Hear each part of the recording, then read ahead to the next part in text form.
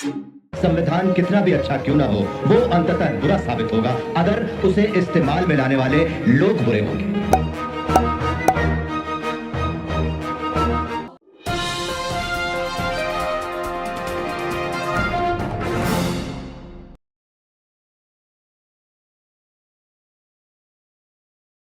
आपका स्वागत करती हूँ वॉइस ऑफ मानवता के इस प्लेटफॉर्म पर। वॉइस ऑफ मानवता एक ऐसा चैनल है जिस पर विश्व के लोगों की आवाज उठाई जाती है। जिसकी आवाज कोई नहीं उठाता, उसकी आवाज उठाता है वॉइस ऑफ मानवता। और यही वॉइस ऑफ मानवता लेकर आया है आपके साथ संविधान की ये सीरीज, क्या भारत का संविधान जिंदा है। इस सीरीज के साथ आज हमारे साथ मेहमान जुड़े हैं मिलिंद जी भोपाल से। सर, आपका बहुत बहुत स्वागत है। और अपने इस प्रोग्राम में देखने वाले सभी दर्शकों को, सुनने वाले श्रोताओं को मैं बहुत बहुत स्वागत करती हूँ। और साथ में हमारे ऑर्गेनाइजर मेघराज सिंह जी का भी बहुत बहुत धन्यवाद। और इस पूरी सीरीज को स्पॉन्सर करने वाले डॉक्टर हरचंद सिंह जी अमेरिका वाले, producer of Shudra to Khalsa movies, आपका सर बहुत बहुत आभार। हम अपनी इस संविधान की सीरीज में आगे बढ़ते बढ़ते हमने बहुत सारी चीजों को इसमें जाना। हमने मूल कर्तव्य से लेकर संविधान क्या होता है, संविधान की प्रस्तावना और संविधान से जुड़े बाकी जो भाग है, नीति निर्देशक तत्व, मौलिक अधिकार, सबके ऊपर विस्तृत चर्चा की है। लेकिन आज हम भाग 5 पर आ गए हैं और उसमें हम सबसे महत्वपूर्ण बिंदु पर चर्चा करेंगे, वो है आज राष्ट्रपति के बारे में। क्योंकि राष्ट्रपति मैं सर आपसे ही चाहूंगी कि आप उनकी पृष्ठभूमि बताएं। मिलिंद जी, राष्ट्रपति के बारे में आप थोड़ा बताएं। उसके शब्दों में ही निहित है। राष्ट्रपति का अर्थ राष्ट्र का जो प्रमुख होता है, ये सर्वोच्च पद होता है। इससे ऊपर कोई पद नहीं होता है भारतीय संविधान के अंतर्गत। और ये प्रमुख होने के कारण के हमारा जो संविधान है ना, जिसको संघ की कार्यपालिका बोलते हैं, जो एग्जीक्यूशन जो पार्ट आता है वो इसके अंदर निहित होता है। मतलब इसका एक प्रमुख होता है। तो ये एक दूसरी बात इसका है कि भारत सरकार का एक अंग भी है। भारत सरकार का अंग कैसे है कि संविधान के तक जो नीतियां बनती है, क्रियान्वयन होता है, प्रशासन कार्य करता है, तो उसके अंतर्गत क्या होता है, राष्ट्रपति है, उपराष्ट्रपति है जी, प्रधानमंत्री है, केंद्रीय मंत्री परिषद है, उनको कैबिनेट जो हम बोलते हैं, विभिन्न सरकारी अधिकारी है, सब सम्मिलित होती है और इसको पूरा एग्जीक्यूशन बोलते हैं। तो इसका जो ये जितने मैंने नाम लिया, इसका प्रमुख होता है राष्ट्रपति जी। अब राष्ट्रपति होते हैं इनके प्रमुख, तो इनके अगर आप बोलेंगे कि इनके कार्य क्या क्या हो सकते हैं, कि आपने देखा होगा संसद कोई कानून बनाती है, विधायी कार्य का अनुमोदन करना होता है, सिग्नेचर करना होता है। इनके सिग्नेचर के मतलब संसद में दोनों सदनों में कोई कानून पारित कर दिया बहुमत से, और राष्ट्रपति के सिग्नेचर के बाद ही उसको आगे एग्जीक्यूट किया जाता है, तो लागू करने वाली बात है। नीति निर्माण की कार्य है, प्रबंधन है, इमरजेंसी वाली कुछ बात है। तो जितने कार्य होते हैं देश के नाम से, जितने कार्य होते हैं वो राष्ट्रपति के नाम से ही किए जाते हैं जी। जैसा कि आपने बताया, जो राष्ट्रपति का पद होता है वो देश का सर्वोच्च पद है। और हम भाग 5 जो संघ से रिलेटेड है, उसके अंतर्गत सबसे पहले राष्ट्रपति की चर्चा करते हैं। तो आर्टिकल 52 से शुरुआत होती है और आर्टिकल 52 कहता है कि भारत का एक राष्ट्रपति होगा। उसके बाद में सर जो अगला जो आर्टिकल है वो ये कहता है कि संघ की जो कार्यपालिका शक्ति है वो राष्ट्रपति में निहित रहेगी। तो सबसे पहले तो हम ये जानेंगे कि कार्यपालिका शक्ति से क्या आशय है, उसके बाद में किस प्रकार से ये राष्ट्रपति इनका प्रयोग करता है। तो सर इस बारे में आप बताएं। अभी जो मैंने बताया ना थोड़ी देर पहले, भारत सरकार का राष्ट्रपति अंग है, लेकिन संविधान के जो नीति निर्देशन है, क्रियान्वयन है, नीतियां पॉलिसी जो बोलते हैं हम लोग, प्रशासनिक कार्य है, उपराष्ट्रपति है, प्रधानमंत्री, केंद्रीय परिषद, ये जो विभिन्न सरकार, ये सारा जो इनके अंडर में आता है। बाकी वर्क का डिस्ट्रीब्यूशन है। और दूसरी खास करके मतलब इसके बात निहित का मतलब क्या होता है कि तीनों सेना है, जैसे डिफेंस की बात है तो उसका प्रमुख कौन होते हैं, हर एक सेना के प्रमुख है। तो सारी शक्तियां स्रोत वही है। प्रमुख का मतलब ही होता है कि स्रोत वही है। मतलब अगर अब दूसरी भाषा में समझा जाए कि पहले राजा होता था ना, एक प्रकार के राजा है कि उसमें सारी शक्ति है, लेकिन लोकतंत्र के अंदर एक प्रोविजंस बनाया गया है इस तरह की सारी शक्तियां निहित है। आप बोलते हो ना कि जैसे सरकारें कोई काम नहीं करती, उदाहरण से ज्यादा अच्छा समझ में आएगा लोगों को कि किसी राज्यों में बहुत ज्यादा उथल पुथल होती है, विवाद की स्थिति होती है, और फिर वो क्या करते हैं कि वो सरकारें बराबर काम नहीं करती, तो फिर क्या बात आती है, राष्ट्रपति शासन लागू कर देते हैं, जी। कानून का शासन लागू कर देते हैं। कभी का आपने देखा होगा कि बहुत ज्यादा इमरजेंसी या कुछ बातें होती है देश के अंदर, उस तरह की घटनाएं आती है, जैसे दंगों के दौरान 92 में घटा, या उसके पहले इमरजेंसी बोलते थे, तो वो प्रकार का राष्ट्रपति शासन होता है, सेना का शासन होता है, तो वो चीजें बोली जाती है। और बाकी जगह, और ये काम कैसे करता है, तो वो जो प्रधानमंत्री है, उनका के मंत्रिमंडल है, और वो राष्ट्रपति है, और अधिकारी, ये मिलकर ही सब कुछ को चलाते हैं, बस यही चीज है। जी। सर, जैसे कार्यपालिका के ऊपर बात आई है तो हम थोड़ा सा इसके ऊपर भी जानना चाहेंगे कि दो बातें आती हैं। एक बार हम कहते हैं कि स्थायी कार्यपालिका है और एक अस्थायी कार्यपालिका है, तो जिसमें हम प्रशासनिक वर्गों को भी एक तरीके से लेते हैं, तो उसकी एक समझ की पृष्ठभूमि आप बताएं सर। स्थायी कार्यपालिका का मीनिंग क्या होता है, मतलब आप ब्यूरोक्रेट से बात कर रहे हो, जो नौकरशाह लोग होते हैं, अधिकारी जो लोग होते हैं, उनसे संबंधित है कि वो लोग नौकरी पेशा लोग होते हैं ना, जैसे IAS IPS IPS या सचिव, सेक्रेटरी, प्रिंसिपल सेक्रेटरी, ये इस तरह की है, तो वो संचालन करते हैं, एग्जीक्यूटिव इन्हीं को बोला जाता है ना। विधायिका तो कानून बनाने का काम, जो संसद वगैरह जो है, विधानमंडल है, उसको विधायिका बोलते हैं, ये तो कार्यपालिका है ना, तो एग्जीक्यूशन पार्ट है, जिसको प्रशासन बोल सकते हैं हम। इन्हीं के माध्यम से उस जो विधायिका ने कानून बनाया, नियम बनाए, नीति बनाई, उसको लागू करने का काम तो कार्यपालिका का, एजुकेशन का है, सरकारों का है, मंत्रिमंडल का है, और उसके अंतर्गत आने वाले जो विभाग है, और उसके विभाग में काम करने वाले मंत्री होते हैं, उसके जवाब मंत्री के अंदर पूरा डिपार्टमेंट है, और वो सारे भारत में चीजें फैलती है, तो इसी तरह से सिस्टम पूरा देश में चलता है। इसी को एग्जीक्यूशन पार्ट बोलते हैं ना, कार्यपालिका। उसको जो भी नियम बनाए पार्लियामेंट ने, जो कानून बनाए हैं, संविधान में जो बातें हैं लिख दी कागज में, अब उसको इम्प्लीमेंट भी करना हो ना, इम्प्लीमेंटेशन ही, एग्जीक्यूशन पार्ट ही कार्यपालिका है। जी।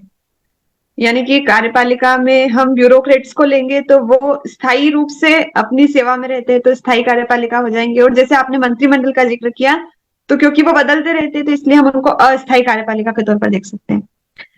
मंत्रिमंडल को कार्यपालिका का उस रेफरेंस में कह सकते हैं, लेकिन एक प्रकार से वो शासन है, दूसरी लैंग्वेज में, कानून की भाषा में उसको शासन बोला जाता है। भारत सरकार, भारत मध्य या शासन है, महाराष्ट्र शासन, मध्य प्रदेश शासन है, अलग अलग जो स्टेट गवर्नमेंट है, उसको शासन होता है ना। वो मंत्रिमंडल एक प्रकार की एग्जीक्यूटिव बॉडी तो है, लेकिन वो क्या है, शासन है, लागू करने वाली, उनको निर्देश देने वाली, पॉलिसी बनाने वाली बॉडी है। क्योंकि जो अधिकारी लोग होते हैं ना, वो केवल वो निर्णय नहीं लेते, वो केवल इनके बनाए हुए जो कानून है, नियम है, उसको, पॉलिसीज है, उसको लागू करते हैं। वो लागू करने का इनको एग्जीक्यूशन पावर, डिसीजन लेने का पावर इनके पास होता है, निर्णय करने का जो डिसीजन लेने का पावर है मंत्रिमंडल के पास है। ये चीज है, इस संदर्भ में उसको समझना पड़ेगा।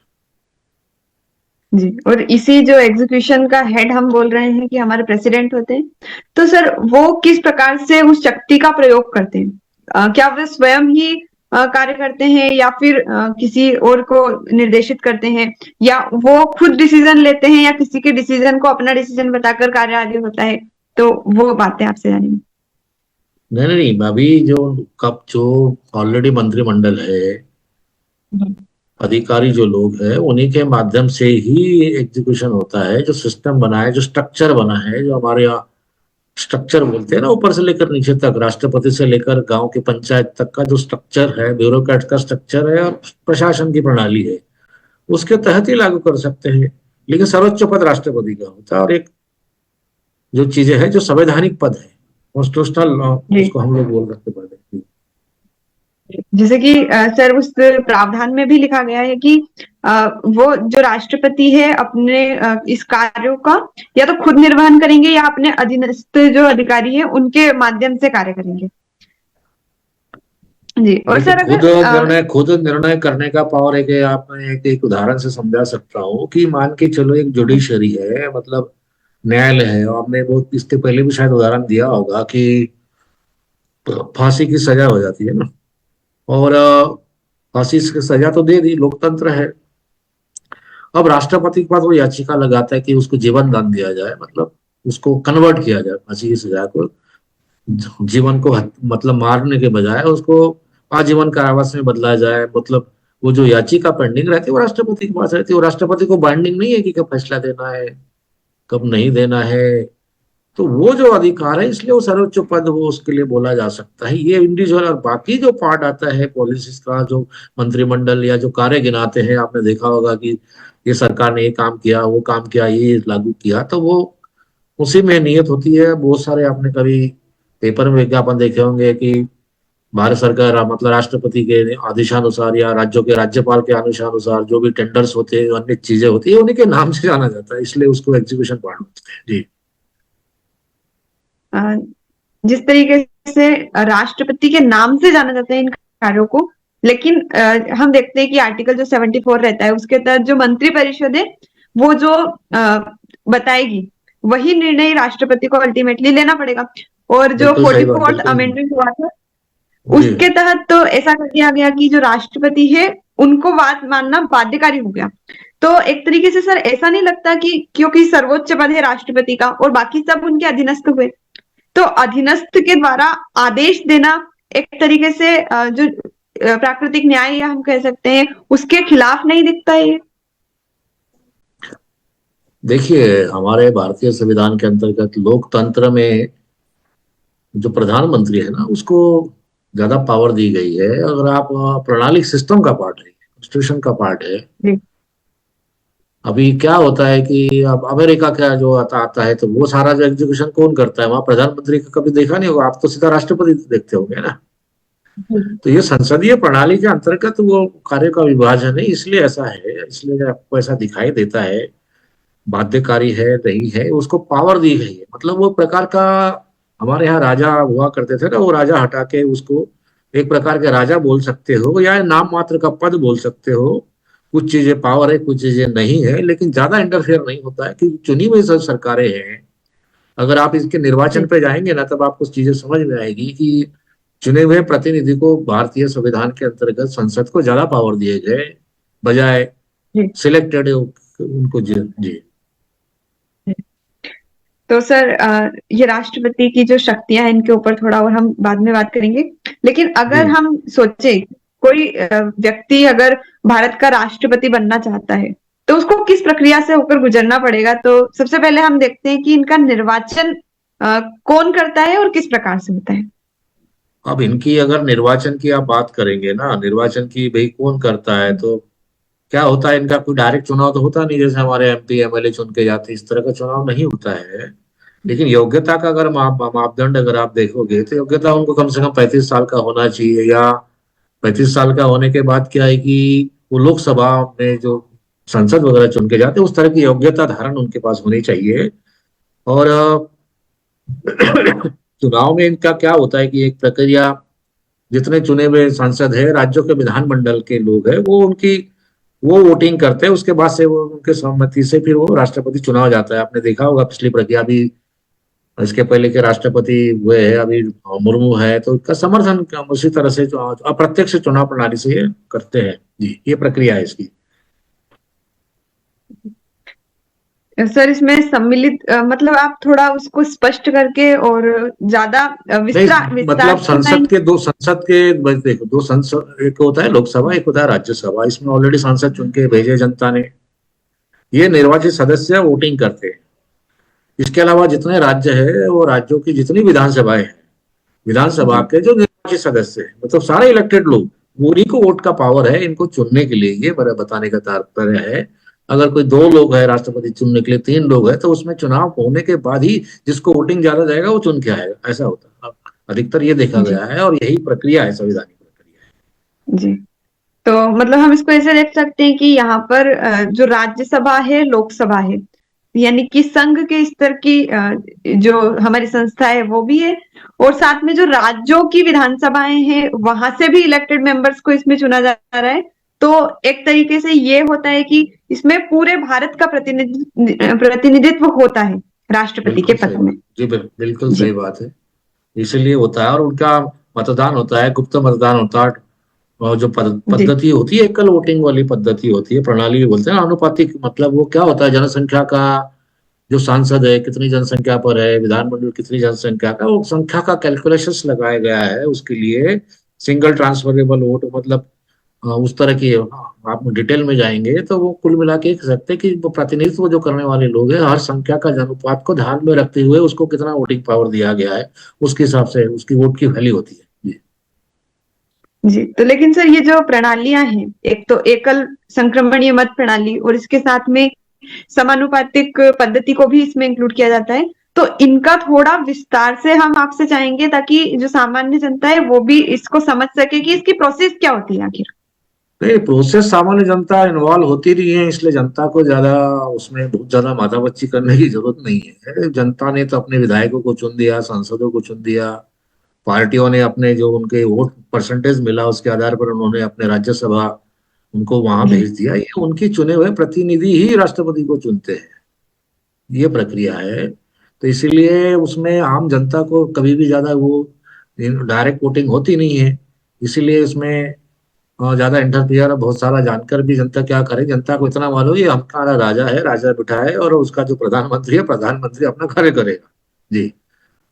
जी, लेकिन थोड़ा जो प्रोसेस होती है कि जो सांसद रहते हैं उनकी वोटिंग वैल्यू जो रहती है वो कितनी रहती है, और जो विधायक है उनकी मतलब वही किस प्रकार से वही- उसको निर्धारित किया देखिए जाता है ना, ताकि अभी आप एकेडमिक किसी लेवल पे भी इसको हम थोड़ा यूज कर पाए। आप अगर संसदीय क्षेत्र देखेंगे कितना बड़ा होता है, उसमें 15 लाख, 20 लाख, 10 लाख वोटिंग है, 20 लाख वोटिंग, 5 लाख प्लस ऊपर जाते हैं। विधायक होते जी हैं तो उनके 1.5 लाख, 2 लाख, 5 लाख, जितना बड़ा क्षेत्र, शहरी क्षेत्र, ग्रामीण क्षेत्र, उसके हिसाब से होता है। तो भारत की जो जनसंख्या है उसके अनुपातिक वो सारी चीजें की हुई है, वो पद्धति से उनका चुनाव होता है। बहुत टेक्निकल में जाएंगे तो उसमें मुझे लगता है कि आम जनता को उससे कोई ज्यादा लेना देना नहीं है। आम जनता का लेना जी देना है उनका जो अधिकार है, चीजें है, पॉलिसीज है, या सरकारें गलत करती है तो उनको क्या ये राष्ट्रपति जो पद को गरिमा बनाए रखने के लिए संविधान के अनुरूप कार्य करते हैं या नहीं कर रहे हैं, ये जी जी महत्वपूर्ण मुद्दा है जी। जिस पद के लिए उनको बिठाया गया है या उनका गरिमा है, बात वो होना चाहिए कि क्या इन्होंने अपने पद की गरिमा का सही उपयोग किया है या बना के रखा है, संविधान को गरिमा बनाया है। नहीं तो हमारी राष्ट्रपति तो झाड़ू लगाती है मंदिर के आगे, तो उसका क्या वैल्यू है। वो पद को तो वो चीजें है ना, अगर किसी वो उड़ीसा के मंदिर में जाते हैं उनको धक्के मार के निकाल दिया जाता है या वो करते हैं, तो ये जो वो इस तरह की जो हरकतें दिखती है तो इसके लिए क्या गरिमा करेंगे फिर, वो प्रणाली, चुनाव, वो सारी चीजें फिर वो पिछले लोगों वाली बात हो जाएगी ना जी। जी जी सर, इस पर भी आएंगे, वो संक्षिप्त टिप्पणी वाली बात थी। अभी हमारे साथ एक और मेहमान सिद्धार्थ जी भी जुड़े हैं। सर आपका भी बहुत बहुत स्वागत है। सिद्धार्थ जी।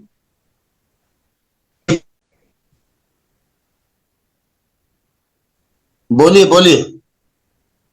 हाँ सर, मेरी आवाज आ हम रही है आप तक? जी सर।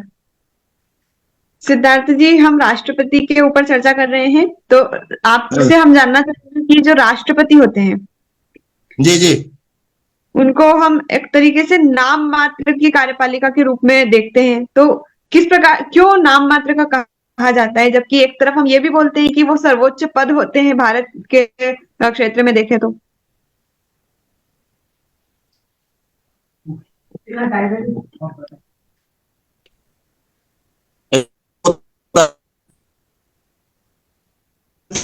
जी आपकी आवाज नहीं आ रही। हेलो जी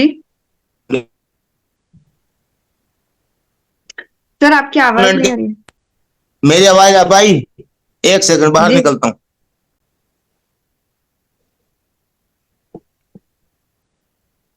विधि से जी जो जी बोलिए। विधि सम्मत जो कानून पास होते हैं और पास होने के बाद लास्ट में जो अंतिम होता है उसकी फाइनल करने के लिए और राष्ट्रपति को जाता है, तो उसको अंतिम सहमत होती है कि हाँ भाई ये सब ठीक है। वैसे उसका अपना कोई रोल नहीं है कुछ भी। भारत के राष्ट्रपति का कोई रोल नहीं है, जस्ट लाइक रबड़ स्टैम्प। जी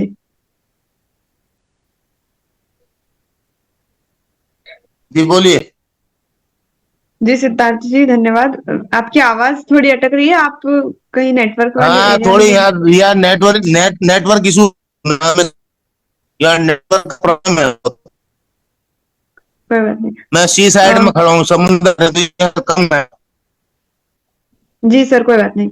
मिलिंद जी, आपसे ये जिस प्रकार से रबड़ स्टैंप वाली बात आई, क्या आप इसका समर्थन करते हैं कि राष्ट्रपति एक रबड़ स्टैंप की तरह कार्य करता है? क्या है, मेरी बात ऐसी है, बात उनकी सही है, लेकिन सवाल इस बात का है कि इनको अभी ऐसा बना दिया गया है कि खाली वो स्टैम्प करे, लेकिन अगर राष्ट्रपति अपने उसका उपयोग करे तो क्या होता है कि यह शक्ति प्रधानमंत्री उसके मंत्रिमंडल में निहित होती है, इसलिए इनको रबर स्टैम्प बोला जाता है। लेकिन क्या होता है कि राष्ट्रपति की विवेकाधीन कुछ शक्ति होती है, मतलब विवेकाधीन जी शक्ति कैसे किसी पार्टी को सरकार बनाने के लिए आमंत्रित करना है, संसद को भंग करना है, इमरजेंसी लगाना है। तो ये जो चीजें होती है तो वो स्थिति के लिए है, वो सारी चीजें हैं, अन्यथा वो सारा डिसीजन और सारी जो बातें हैं वो इसको कर, इसलिए इनका महत्व उन चीजों तब बढ़ जाता है। अब जब जी ये चीजें नहीं है, सामान्य तरीके से चल रही, तो वो बिल्कुल सही है कि तब तो रबर स्टैंप ही है। कानून कौन पारित करता है? सरकारें बनती है, दोनों सदनों में पास होता है, खाली सिग्नेचर कर लेते हैं। लेकिन क्या होता है कि वो रबर स्टैंप इसलिए बोला जाता है कि उसकी का जो गाइडेंस करे प्रॉपर संविधान के उनके पास भी पूरे पावर है। अगर वो संविधान के सम्मत नहीं है तो वो उसको वापस भेज सकता है, दोबारा विचार करने के लिए कोई ऐसा बिंदु है उसको विचार करने के लिए दोबारा भेज सकता है। लेकिन ऐसे बहुत ही कम राष्ट्रपति हुए कि उन्होंने उस तरह की चीजें है, या जो विधेयक या जो कानून पूरी प्रक्रिया से न करते हुए खाली हाँ में हाँ, खाली हाथ खड़ा करके बना दिए गए हैं और उसको राष्ट्रपति के पास पास करने के लिए भेज दिए, तो राष्ट्रपति लौटा सकता है। अपने पदों का उपयोग नहीं करते सही, उनके पास जो पावर है उसका मिसयूज करते हैं, इसलिए रबर स्टैम्प बोला जाता है। गरिमा को ठेस पहुंचती है, संवैधानिक पदों को ठेस पहुंची है, जो इतने राष्ट्रपति बने हैं ना इन्होंने, खासकर गरिमा को ठेस पहुंचाई है, हालांकि पावर है उनके पास। क्या ये पूरी प्रक्रिया से गुजरा है विधेयक? जो भी कानून पास हुए, क्या उनका पूरा वोटिंग हुआ है? क्या उस पर प्रॉपर डिस्कशन डिबेट हुआ है? ये इसका रिव्यू करने का पूरा राइट है, तभी वो साइन कर सकता है, तभी कानून भारत में लागू होगा। अब ये सब जी चीजें नहीं किए हैं, जो प्रक्रिया का पालन नहीं किया है, इसलिए जनता के मन में तो आएगा रबर स्टैंप, नहीं तो क्या है। लेकिन ऐसी प्रक्रिया नहीं है संविधान में, चाहे तो वापस भेज सकता है, डिस्कस डिबेट के लिए बोल सकता है। लेकिन ये जिनको चुन के भेजते हैं ना, जैसे इसके पहले जो राष्ट्रपति थे शेड्यूल कास्ट से बिलोंग करते थे, तो उनको वो आका की बात मानेंगे ना? अभी भी जो दूसरे आदिवासी समुदाय से गए वो आका की बात मानेंगे। तो इसीलिए जानबूझकर इन पदों को बिठाकर उन जो महत्वपूर्ण सर्वोच्च पद को जानबूझ के ये पार्टियों ने इन पदों को धूमिल कराया, छवि को धूमिल कराया गया है। सर धन्यवाद। सिद्धार्थ जी, आपने जैसे रबड़ स्टैंप वाली बात कही, वैसे ही एक और शब्द प्रचलित है कि दादा दादी की भूमिका निभाने के रूप में भी हम राष्ट्रपति को देखते हैं। तो सर, इस पर आप क्या टिप्पणी करेंगे? देखिए, मैं एक ही राष्ट्रपति को राष्ट्रपति मानता, जो के.आर. नारायणन थे ना, मैं उन्हीं को राष्ट्रपति मानता इस देश का। वो किसी से नहीं डरे, किसी सरकार से नहीं डरे, वो बिल्कुल प्योर थे और वो रबर स्टैंप नहीं कह सकते उनको हम। वो कई बार इस का सबसे बड़ा अड्डा बताया उन्होंने, और इतनी हार्ड टिप्पणी करने वाला पहला राष्ट्रपति हुआ। मैं तो उन्हीं को राष्ट्रपति मानता हूँ। और जो अपने अब्दुल कलाम साहब थे, वो साइंटिस्ट थे, उनको भी समझ नहीं थी संविधान की, तो वो भी रबड़ स्टैंप ही साबित हुए। और जितने भी ये रबड़ आ रहे हैं ना, जितने भी राष्ट्रपति, सारे के सारे रबड़ स्टैंप है। सिर्फ के.आर. नारायणन को बोल सकते हैं, जो पढ़े लिखे और बुद्धिजीवी थे और वो अपने विवेक का इस्तेमाल करते थे, इसलिए वो किसी पार्लियामेंट या किसी प्रधानमंत्री से नहीं डरे। जी, तो सिद्धार्थ जी, क्या हम ऐसा बोल सकते हैं कि जो व्यक्ति है उसका अपना क्या व्यक्तित्व है, वो निर्धारित करेगा कि उस पद की क्या गरिमा है या पद कितना शक्तिशाली है? अगर यदि राष्ट्रपति अपने पद की गरिमा को रखते हुए और अपनी शक्तियों का इस्तेमाल करे तो वो बहुत कुछ कर सकता है। इनके कानून को रोक सकता है, जो कानून सम्मत ना हो, जो देश के विरुद्ध हो, उसको भी रोक सकता है। और बहुत सारी चीजें और उसके पास शक्तियां हैं, लेकिन कोई शक्तियों का इस्तेमाल नहीं करता। पहले ही राष्ट्रपति के.आर. नारायण हुए जो जिन्होंने अपनी शक्तियों का इस्तेमाल किया। जी। मिलिंद जी, जैसे कि सर बोल रहे हैं कि के.आर. नारायण ने अपनी शक्तियों का इस्तेमाल किया, मैंने उनसे भी ये प्रश्न किया, मैं आपसे भी जानना चाहूंगी कि आपको भी यही लगता है क्या कि जो किसी व्यक्ति का व्यक्तित्व है वो उस पद की गरिमा निर्धारित करता है? व्यक्ति का व्यक्तित्व नहीं है, व्यक्ति जिस पद पे बैठा हुआ है उसको अपनी पदों की गरिमा, जो संवैधानिक पद उसको दिया गया है, उसके पावर का उसको एहसास होना चाहिए कि मेरे पास क्या पावर है। के.आर. नारायण जी ने उस वर्ग से आते हैं, उस पीड़ा उनको पता थी, पढ़े लिखे लोग थे, उस हाई लेवल के एजुकेशन उनके पास था, समझ थी, संवैधानिक जानकारी थी। एक उदाहरण मैं देना चाहूंगा कि उन्होंने ये जो नियुक्तियां होती है ना, खास करके सुप्रीम जी कोर्ट में जजों की नियुक्ति की बात होती, तो उन्होंने उस समय जो फाइल आई थी उनके पास टेबल पर, तो उन्होंने उसको लौटा था कि अभी तक जितने भी उच्च सर्वोच्च न्यायालय सुप्रीम कोर्ट के जजेस बने हैं, इसमें आज तक इसका क्यों नहीं बना, क्या कारण है, कभी कीजिए चीजें नहीं, वो लौटाया। तो उस समय मीडिया ने बड़ा हंगामा मचाया था, ये दलित राष्ट्रपति है, दलित राष्ट्रपति है, इंडिया टुडे और न जाने कितने लोगों ने उनको। भाई राष्ट्रपति दलित थोड़ी होता है, वो तो देश की गरिमा है, लेकिन उनका जातिगत टिप्पणियां किया, तो ये जो भावना है देश के अंदर पनपती है, तो उसकी वजह से ये सारी चीजें होती है। तो इसीलिए बाकी जो उनका कहना था कि जो उन्होंने अपने सो विवेक से जो निर्णय लिए, जो संविधान ने जो उनको पावर दी, उनका इस्तेमाल किया, तो उसी आधार पर उनके उसको लोग सही बोलते हैं। लोग आकलन दोनों समाज देखता है, सब दिखता है, समाज देखता है कि क्या व्यक्ति कौन से पद पे बैठा और क्या कार्य कर रहा है या नहीं कर रहा है। इसीलिए बाकी उनको जो टीका टिप्पणी आती है वो इसीलिए आती है कि वो रबर स्टैंप है या कौन अच्छे कार्य है। जी तो सर, आपकी नजर में अब तक जो राष्ट्रपति बने हैं, सबसे सशक्त राष्ट्रपति जिसने अपने कर्तव्यों को अच्छे से निभाया भी और राष्ट्र के विकास के लिए अपने पद की गरिमा को भी बना के रखा? जी हाँ, उनका नाम ही क्या था, जैसे इन्होंने बोला सिद्धार्थ जी ने, वो बिल्कुल के.आर. नारायण जी है। के.आर. नारायण जी ने बिल्कुल, मतलब सही बात है, क्यों डरेंगे भाई, जो उनका पावर है तो सारी चीजें करेंगे, तभी लोग उनका नाम लेते हैं।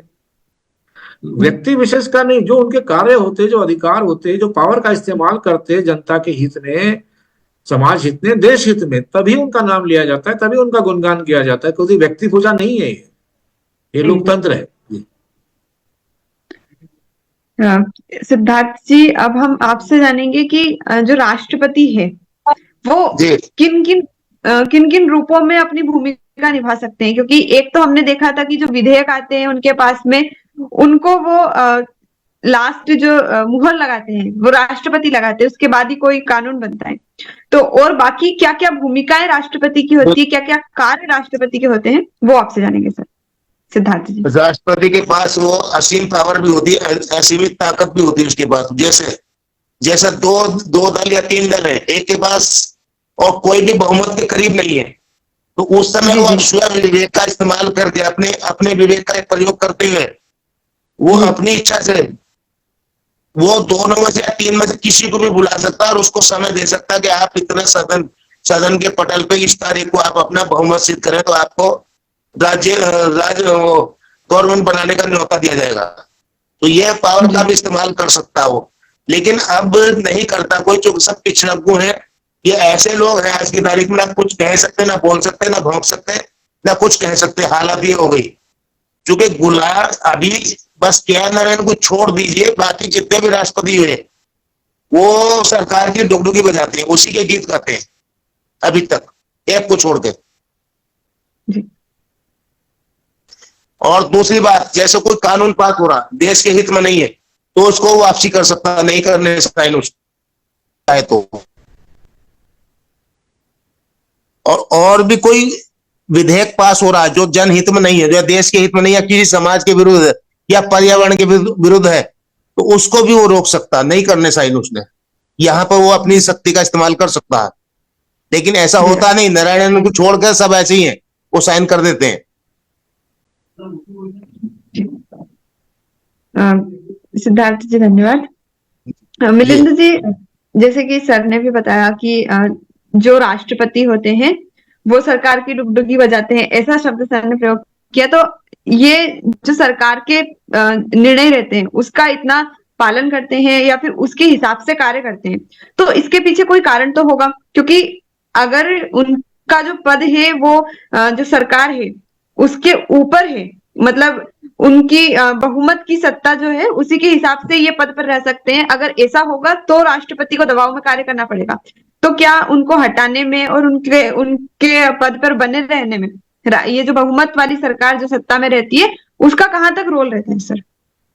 देखिए, कहा रोल बिल्कुल नहीं होता है इनका। मैंने क्या बताया, इनकी चुनाव प्रक्रिया के अंदर दोनों सदनों के चुने हुए प्रतिनिधि सांसद पर सारी राज्यों के विधानसभा के वो तभी चुनते हैं।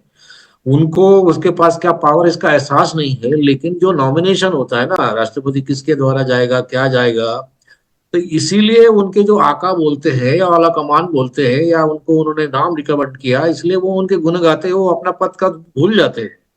तो ये एक प्रकार के संवैधानिक के साथ, संवैधानिक पदों के साथ वो न्याय नहीं करते, अपने पद की गरिमा बनाए नहीं रखते हैं। उस व्यक्ति का दोष है, वो जो पद पे ग्रहण कर रहा है उनका दोष है। उन्होंने अपने पद का यूज करना चाहिए। इसलिए लोग कठपुतली बोलते हैं, रबर स्टैम्प बोलते हैं, और क्या बोलेंगे लोग। शेर जैसा दिखता है लेकिन उसमें काटने के लिए दांत ही नहीं है, चबाने के लिए। इसलिए लोग इस तरह का, वो जो संवैधानिक पदों पे बैठे हुए लोगों के लिए ये सारी चीजें बोली जाती है।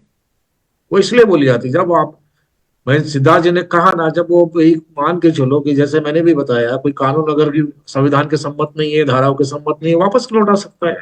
देश हित में नहीं है, वापस लौटा सकता है। ये तो उन्हीं के पास पावर है ना। जुडिशरी का नंबर तो बाद में आएगा। जब तक सिग्नेचर नहीं होगा कानून कैसे लागू होगा। फॉर एग्जाम्पल अभी 3 कानून लागू कर दिए, सारा सिस्टम चौपट हो गया। अभी आईपीसी सीआरपीसी एविडेंस एक्ट जो थे कानून के, खाली इतने के भाई अंग्रेज के जमाने के कानून, नया क्या है उसमें, कुछ भी नहीं, कॉपी पेस्ट किया हुआ है। हम खुद वकील हैं, हम सब जानते हैं। खाली अंक बदल दिए, फैक्ट थोड़ी चेंज करोगे। मर्डर को मर्डर नहीं बोलोगे, क्या बोलोगे। खाली ये अंक बदल देने से क्या हो, नया ऐसा कुछ भी नहीं है उसमें जो नया इन्होंने बोल दिया। खाली नाम बदल दिया, बाकी कुछ भी नहीं है। अब राष्ट्रपति ने साइन भी कर दिया। तो ये चीजें क्या है, वो ऑब्जेक्टिव क्या है उसका, कुछ भी नहीं। खाली कुछ भी तब का मतलब ये अपनी चीजों को थोपने के लिए ये कुछ चीजें कर रहे हैं, तो उसको रोक सकते थे। लेकिन क्या है कि अब उससे अपेक्षा नहीं है। जितनी संवैधानिक संस्थाएं हैं संविधान के अंदर, जितने पद बनाए, चाहे निर्वाचन आयोग का बड़ा निर्वाचन बड़ा अधिकार वो बोलो, राष्ट्रपति बोलो, जो चीजें बोलो, ये सारी चीजों को इन्होंने घेर रखा और अपनी सुपर मतलब पावर नहीं, एब्सोल्युटली अनकंट्रोल्ड पावर इनके पास आ गया, ऐसा उस मान के चलते हैं। लेकिन जनता सर्वोपरि है। जनता, लोकतंत्र में जनता सर्वोपरि होता है। तो ये लोग कठपुतलियां बताएंगे तो कठपुतली को क्या हम लोग बोलेंगे, वो तो नाचेगी ना। उन्होंने शब्द प्रयोग किया अवस्था में, तो कठपुतली बोल रहा हूँ। सर, हमारी चर्चा के बीच में हमने बहुत सारे उनके कर्तव्यों और शक्तियों के बारे में जाना। लेकिन अगर इसी को डेडिकेटेड एक सवाल मैं आपसे करूं कि कौन सी शक्तियां और कर्तव्य राष्ट्रपति को के पास मौजूद होते हैं, तो ताकि सारे जो है एक साथ हम समेट कर समझ पाए। मिलिंद जी। नहीं, यही चीजें मान के चलो। अभी कोई चीजें ऐसी देश के अंदर कुछ परिस्थितियां बनी है ना। सरकारें बराबर काम नहीं होती है, कभी हंगामा होता है, सारी चीजें होती है, तो उसको पावर होता है वो बुलाने के लिए। उसको सत्र बुला सकता है संसद का, उसमें वो करा सकता है, ज्वाइंट सत्र बुला सकता है। सबसे बड़ी बात तो ये पावर होता है, ज्वाइंट सत्र को बुलाना राष्ट्रपति के पास विशेषाधिकार पावर है कि ये चीजें हो रहा है और बराबर चल नहीं रहे संविधान सम्मत, तो बुला सकता है। लेकिन आज तक किसी ने इतनी हिम्मत नहीं की बुलाने की। खाली बुलाते, वो फॉर्मेलिटी करते, संबोधित करते और चुपचाप बैठ जाते हैं।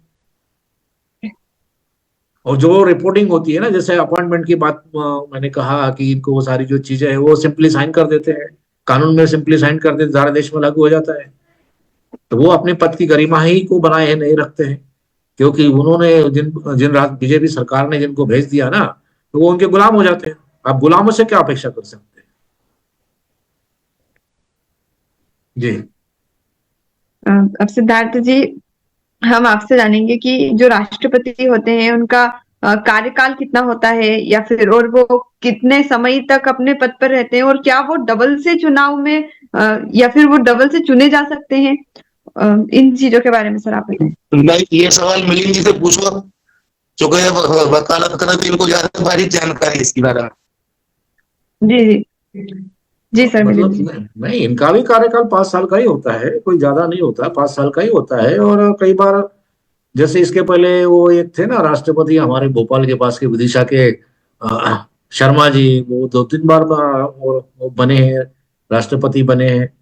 तो वो बन सकते हैं। वो कोई शंकर दयाल शर्मा, हाँ, शंकर दयाल शर्मा, वो तो शायद 2 बार है। ये उदाहरण है कि बन सकते हैं। वो कुछ नहीं है, पार्टियां पर, वो सारी चीजों पर है जिनके पे।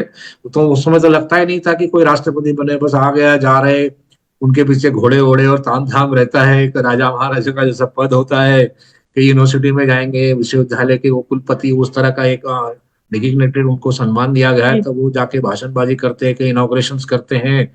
वो सारी चीजें बस उनको उन कामों में लगा दिया जाता है। जो मूल बातें हैं, वो जो चीजें हैं, वो चीजें पर नहीं होता। यही चीजें है। बाकी तो वही 5 साल का ही कार्यकाल होता है उनका, बस यही है जी। और सर, हमने अभी निर्वाचन से संबंधित बात हाँ, कर ये ली, बोल लेकिन सकते हैं कि इनको शपथ कौन दिलवाता है, तो वो तो सबको पता है कि सुप्रीम कोर्ट के जो मुख्य न्यायाधीश है, या अगर वो नहीं है तो वो उनको शपथ दिलाता है। वो बड़े पद है, या उनको शपथ कौन जी दिलाता है, तो उनको राष्ट्रपति दिला सकता है। तो वो सारी जी चीजें है, वो प्रक्रिया वही है जो भारत में मतलब जो सांसद लोग जैसे शपथ लेते हैं, बस वही सारी प्रक्रिया है। जी। जी। अभी हमने 5 साल के कार्यकाल की बात की, तो क्या इनको 5 साल से पहले भी हटाया जा सकता है, और किस प्रकार से हटाया जा सकता है सर? हाँ, जैसे सुप्रीम कोर्ट के जज को हटाया जा सकता है, उस तरह के राष्ट्रपति को भी हटाया जा सकता है, जिसको महाअभियोग की प्रक्रिया बोलते हैं ना, महाअभियोग लगाया जा सकता है, जो आर्टिकल 61 में दिया गया है ना। महाअभियोग के चलेगा, कैसे लगा सकते हैं कि संसद के जो सदन में प्रस्ताव पारित करना पड़ेगा पहले तो सरकारों जी को कि ये जो चीजें है, उसके बाद नोटिस देना पड़ेगा 14 दिन का।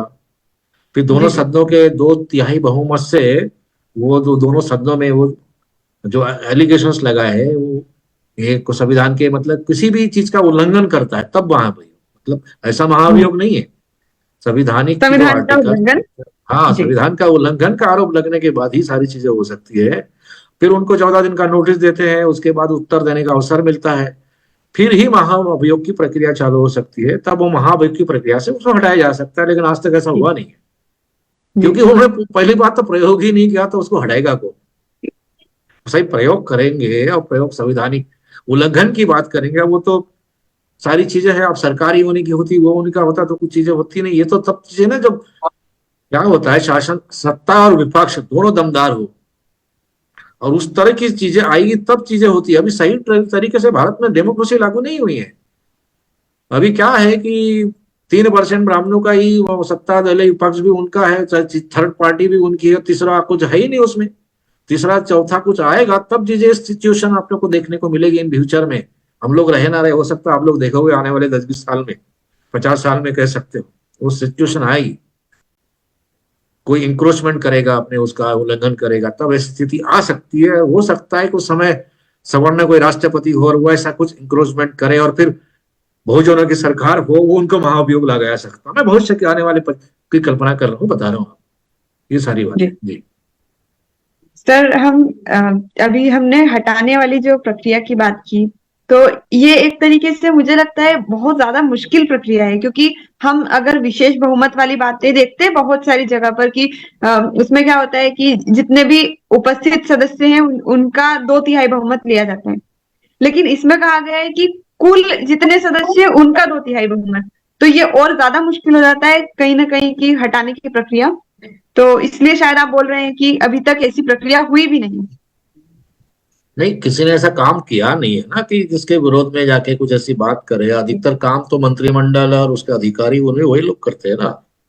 भाई क्या है, सब जो पद है, हम इनकी बात करके, वो सब मतलब सर्वोच्च पद है, उसकी गरिमा है, उसका प्रोटोकॉल है, उसका अपना वो चीजें है, और दुनिया भी देखती है ना कि क्या चीजें है, तो उसका सम्मान बनाए रखना पद का बहुत जरूरी होता है।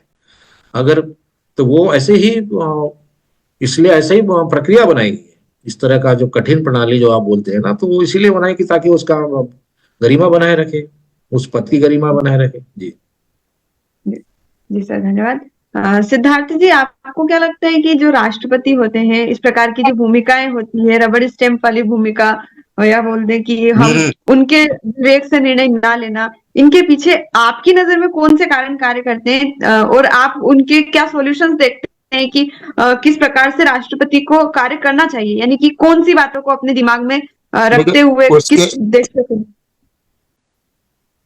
उसके पीछे एक ही कारण होता है, जिस आदमी का समाज में कोई उसने कोई समाज के इसके लिए कोई काम ना किया हो, और वो किसी की तरफ से मनोनीत हो गए भी, जो भी प्रक्रिया की उसके द्वारा अगर उसको बनाया जाएगा और उसका देश में कोई किसी किस्म का अस्तित्व ना हो, ठीक है, कोई संघर्ष ना किया हो, कोई समाज में कोई आंदोलन ना किया हो, देश में कोई आंदोलन ना किया हो, ऐसे आदमी को यदि राष्ट्रपति बनाएंगे तो वो रबड़ स्टैंप ही होगा। जी जी मैं इनकी बात से इसलिए सहमत हूँ, आपने नेल्सन मंडेला का नाम सुना होगा ना, वो भी राष्ट्रपति थे, जेल में रहते रहते कितने फेमस हो गए, उनको तो जेल में डाला गया था, लेकिन आज नेल्सन मंडेला का नाम कैसे लोग लेते, दुनिया लेती है।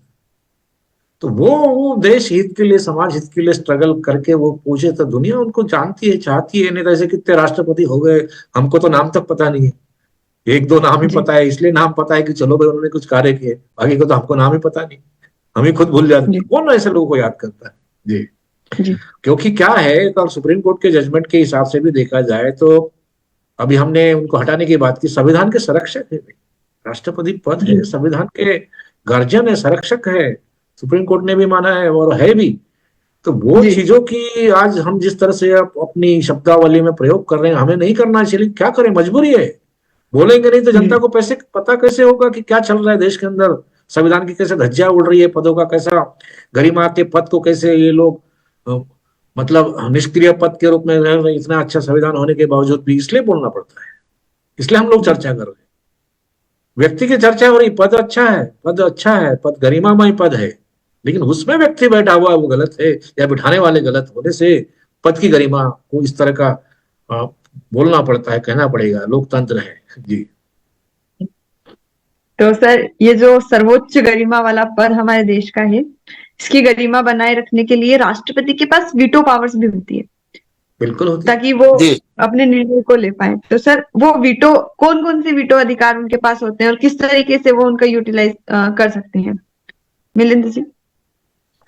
और वीटो पावर को विवेकाधिकार का पावर ही, जैसे आपने बोला ना कि कोई सरकार है, मान के चलो हैंगिंग गवर्नमेंट है, जिसको क्या बोलते हैं, लंगड़ी सरकार है, जो पूर्ण बहुमत नहीं है, तो वो अभी जब इन्होंने कहा सिद्धार्थ जी ने कि भाई उन्होंने देखा ये दल है वो दल है, तो अपने विवेक से वो उनको बुला सकते हैं सरकार बनाने के लिए, अपना बहुमत स्थापित करने के लिए बोल सकते हैं, या कोई तानाशाह गवर्नमेंट हो रही है तो उनको दोनों सदनों का बुला के, सदनों का उसमें अविश्वास मतलब इनको बोल के वो चीजें ला सकती है, अविश्वास प्रस्ताव लाया जा सकता है, बहुत सारे वीटो पावर होते हैं। अगर वो जो बाकी जो चीजें विपक्ष का अगर हंगामा करे, देश के अंदर इस तरह की स्थितियां पैदा हो रही, तो उसको संज्ञान ले सकता है, संज्ञान लेके सत्र बुला सकता है, चर्चाएं करा सकते हैं। यहाँ तो संसद में विपक्ष को बोलने नहीं दिया जाता, बायकॉट करके चले जाते और इधर विधेयक पारित हो जाते और उसको साइन कर देता है। मतलब हकीकत संविधान में कुछ लिखा कुछ और हो कुछ और रहा है, तमाशा बना के रखा है, नौटंकी बना के रखा है लोकतंत्र को, संविधान को और संसद को, क्या बोलते हैं उसका अड्डा बना के रखा हुआ है।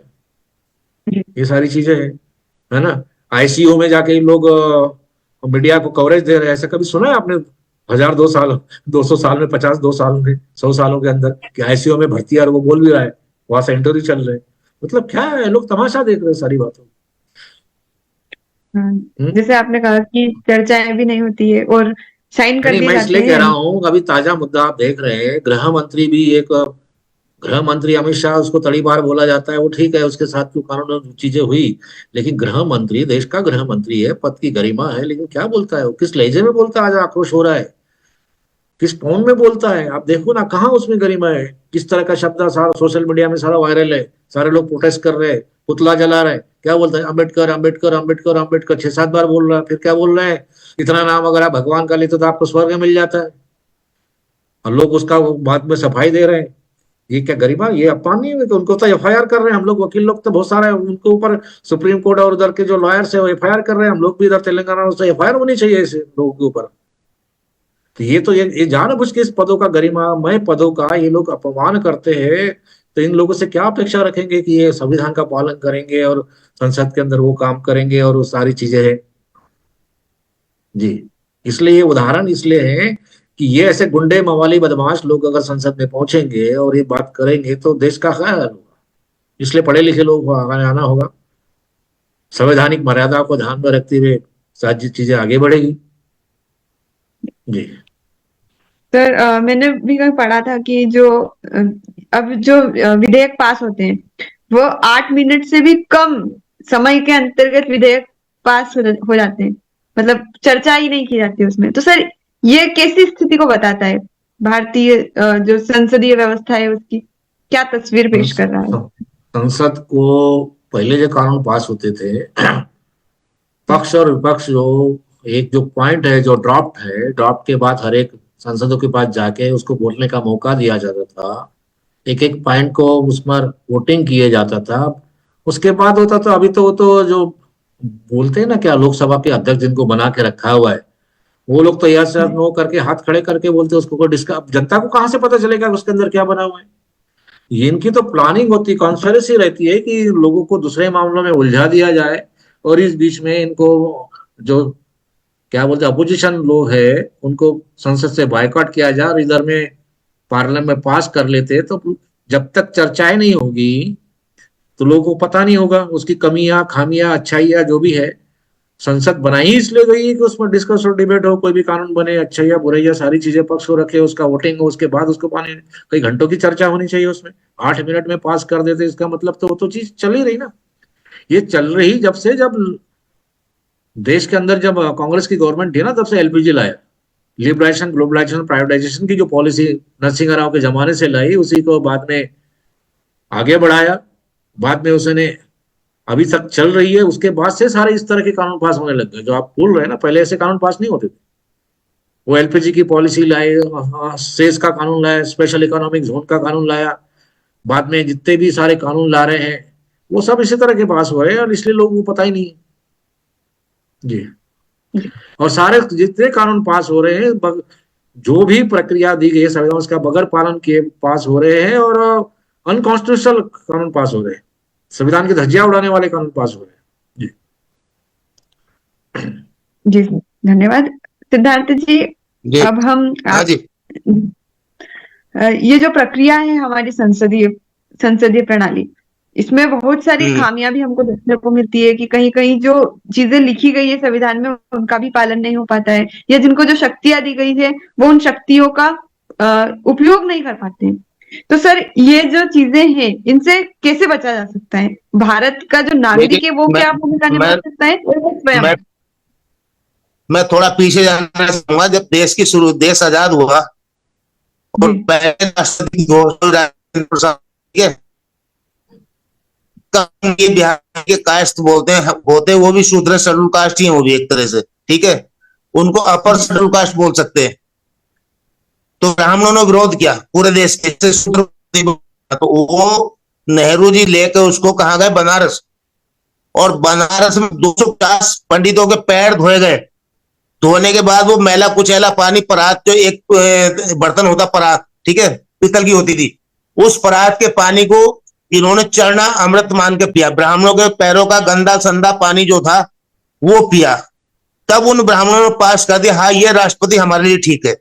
तो देश की शुरुआत ही गलत हुई, मैं तो यही मानता हूं, इसलिए सारे गलत काम हो रहे हैं। गलत शुरुआत हुई तो कुछ भी नहीं होता इस देश में, सब उल्टा होता।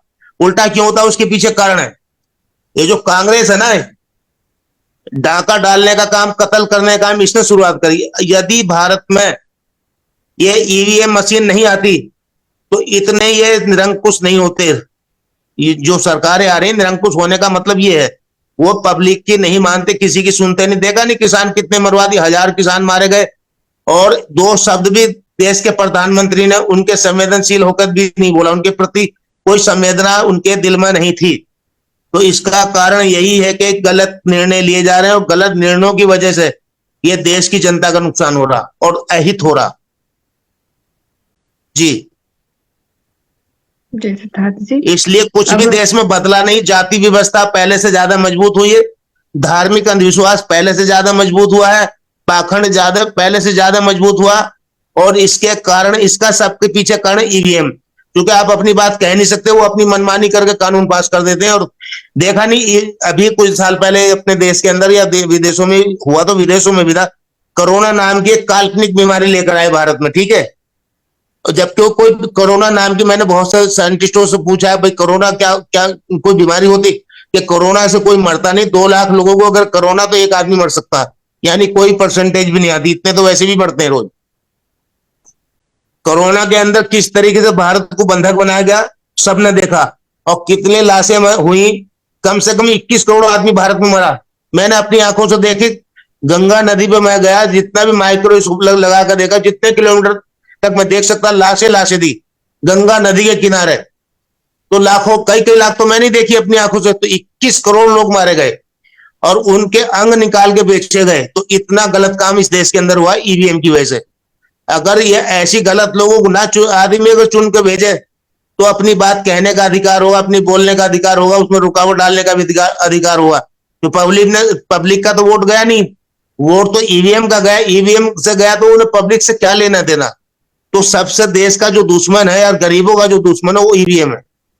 और ईवीएम की वजह से ब्राह्मणवाद हावी हुआ, इससे मजबूत हुआ। जातिवाद भी ईवीएम की वजह से मजबूत हुआ, ब्राह्मणवाद मजबूत हुआ, और धर्म का जो भेदभाव है उसी की वजह से पैदा हुआ। हर एक गलत काम का जननी जो है, जनक जो है, वो ईवीएम है। जो इसकी वजह से लोग चुनकर अपराधी, गुंडे वाली, लुटेरे फुटेरे सब लोग पार्लियामेंट में जा रहे हैं। तो वो देश के लिए क्यों सोचेंगे? जो पहले से आपराधिक प्रवृत्ति करे देश का प्रधानमंत्री चौथी फेल, तो चौथी फेल का क्या विवेक होगा? बताओ कितना रहा। गूगल कर लो, उसका टॉप 10 में नंबर आता मोदी का। मैं नाम नहीं लेना चाहता, शुरू से अपराधी रहा, बचपन से ही। तो जब ऐसे लोग पार्लियामेंट में जाएंगे तो देश का भला नहीं हो सकता, और ये देश इनके रहते कभी विकसित नहीं हो सकता। जी आगे बोलिए।